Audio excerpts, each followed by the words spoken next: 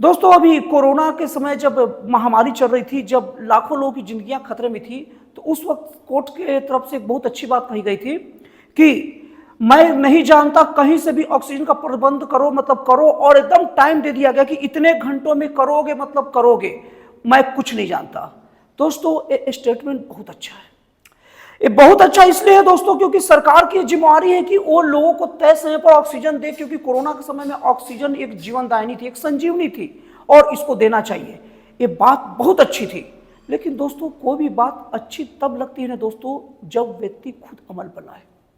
केवल दूसरे को कहे और खुद ना कहे तो उसका क्या करेंगे।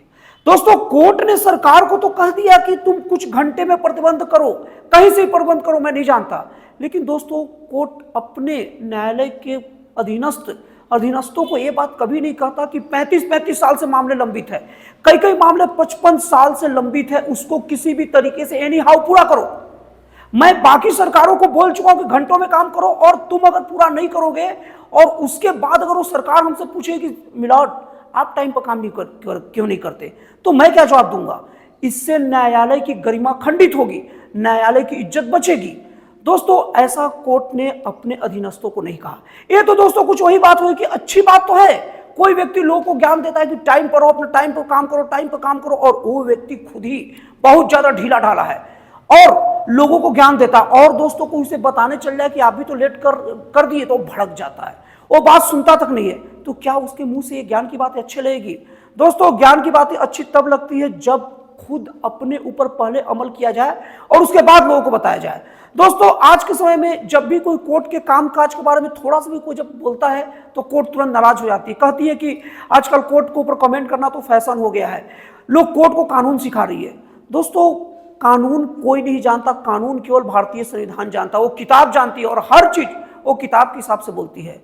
दोस्तों ये कोई कोर्ट का कोई पहला मामला नहीं है। दोस्तों कई ऐसे मामले आते हैं जब कोई और अगर अपराधी रहे तो उसके खिलाफ कोर्ट एकदम सख्त हो जाती है। लेकिन दोस्तों वही कोर्ट के कोई अगर अधिकारी या कोई जज अगर गलत कर दे तो कोर्ट अजीब टाइप का चुप्पी साध लेती है और अलग अलग बातों से उसे टाल मटोल करती है। दोस्तों अभी का आपको मामला, अभी अग्निकांड वाला दिल्ली के हाई कोर्ट के जज का भी मामला पता ही होगा, जस्टिन यशवंत वर्मा का। उनके घर में आग लग गया, उस दौरान आग बुझाने गए, उस टाइम भारी मात्रा में कैश लगी। हालांकि फायर ब्रिगेड का जो हेड ने कहा कि मैंने नगद नहीं देखा, लेकिन वीडियो फुटेज वगैरह सब आ गया था, तो इसलिए ये बात साबित हुई। अब दोस्तों इसके बाद न्यायालय की तरफ से आनंद फानंद में उनका ट्रांसफर इलाहाबाद करने के लिए बात कह दिए। लेकिन दोस्तों अभी मीडिया का दौर है, चीजें जल्दी फैल जाती है। ये बात इलाहाबाद हाई कोर्ट के बार एसोसिएशन को पता चला तो उसके अध्यक्ष की तरफ से साफ साफ कहा गया कि इलाहाबाद हाई कोर्ट कोई कूड़ेदान नहीं है कि कोई भी कचरा यहां पर डाल दोगे।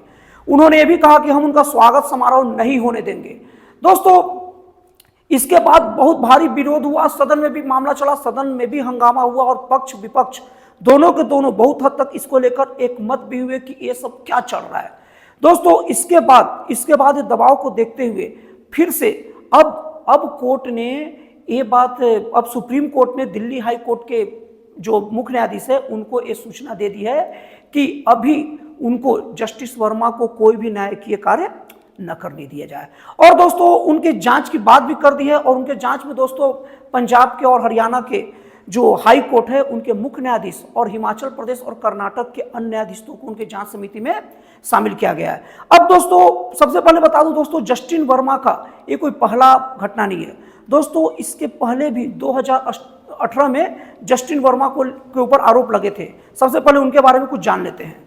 दोस्तों सीबीआई ने जस्टिन वर्मा को सिंभावली चीनी घोटाले मामले में 2018 में एक आरोपी के रूप में नामित किया, और दोस्तों इसमें जस्टिन वर्मा पर 97 करोड़ 85 लाख रुपए ऋण के हेराफेरी के घोटाले के आरोप लगे थे। और दोस्तों उस वक्त जस्टिन वर्मा मिल के गैर कार्यकारी निदेशक थे।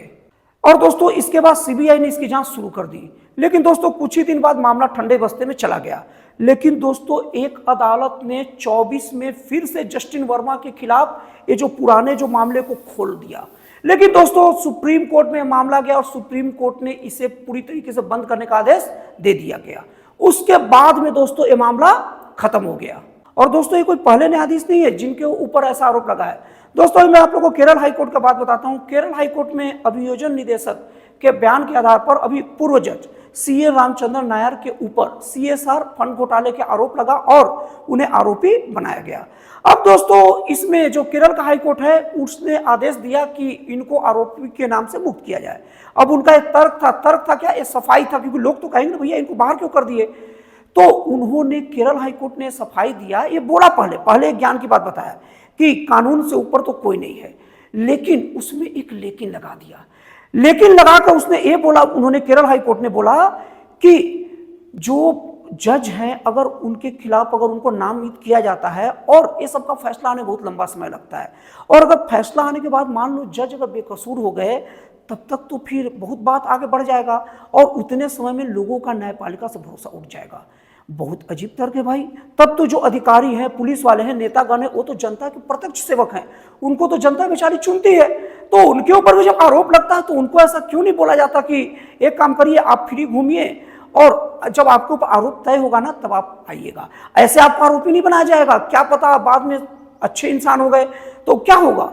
और दोस्तों ये बात अदालत भी जानती है कि एक एक चीज का मतलब फैसला आने में 5 साल, 10 साल, 15 साल लग जाते हैं, और 15 साल में लोग रिटायर हो जाएगा। कोई 60 साल का आदमी है तो 70, 75, 80 साल में वो रहेगा नहीं रहेगा कौन जाने। तो दोस्तों इस तरीके से ये कैसे हो जाता है कि किसी जज के लिए अलग नियम और आम सरकारी अधिकारियों, कर्मचारी या कोई भी व्यक्ति के अलग नियम। दोस्तों भारतीय संविधान में कहीं भी नहीं लिखा है कि जज के लेकर कोई अलग नियम चलेगा। और दोस्तों मैं आपको बताना भूल गया, डॉक्टर जो इलाज करते हैं अगर वो अपनी इलाज में लापरवाही बरतते हैं तो दोस्तों उनकी डिग्री तक को कैंसिल कर देते हैं तुरंत, और उसका अस्पताल पर ताला लग जाता, सब कुछ लग जाता। क्योंकि जबकि दोस्तों देखा जाए कि डॉक्टर तो बेचारा जिंदगियों का इलाज करता है, तब तो उन डॉक्टरों को भी क्यों नहीं मिल जाता है चीज। जब कोई डॉक्टर कोई गलत करता है तो उनको पर त्वरित कार्रवाई होती है, पुलिस वाले गलत करते हैं त्वरित कार्रवाई होती है, कोई अधिकारी गलत करता है तो त्वरित कार्रवाई का मतलब उसको निलंबित कर दिया जाता है जब तक जांच ना हो जाए, फैसला ना आए तब तक। लेकिन ये जज का क्या हाल है भाई। और अभी जो जस्टिन वर्मा के ऊपर जो कार्रवाई हो रहा है वो दबाव आने के बाद दिख रहा है कार्रवाई। पहले तो मुझे कोर्ट का, सुप्रीम कोर्ट का कोई ऐसा दिख ही नहीं रहा था मामला, कि ऐसा लग ही नहीं रहा था कि कार्रवाई के मूड में है, क्योंकि कार्रवाई के मूड में होती तो उन्हें इलाहाबाद ट्रांसफर नहीं करती। और अगर पहले का इलाहाबाद का ट्रांसफर का अगर बात हो गया था तो रोक देती, और ये रोका तब गया जब बहुत बात बढ़ा तब। शुरू में तो कोर्ट, सुप्रीम कोर्ट की तरफ से बात भी कह दी गई थी कि ये कोई अफवाह फैलाया है। मतलब बिना जांच बुला के कैसे तय हो जाता है अफवाह है, अफवाह नहीं है। दोस्तों साफ बात यह है दोस्तों कि कोर्ट को अगर अपनी इज्जत समाज में बचानी है, अगर जनता के बीच में बचानी, देश के बीच में बचानी है, क्योंकि कोर्ट की प्रति अभी भी इज्जत और सम्मान लोगों का बचा है, तो कोर्ट को यह बात साफ साफ दिखाना होगा कि मेरे लिए सब एक बराबर हैं। अगर न्यायालय से जुड़ा कोई व्यक्ति या कोई न्यायाधीश गलत करता है तो उनके ऊपर तो और त्वरित कार्रवाई होनी चाहिए, क्योंकि उनके हाथों में सब चीज का फैसला है।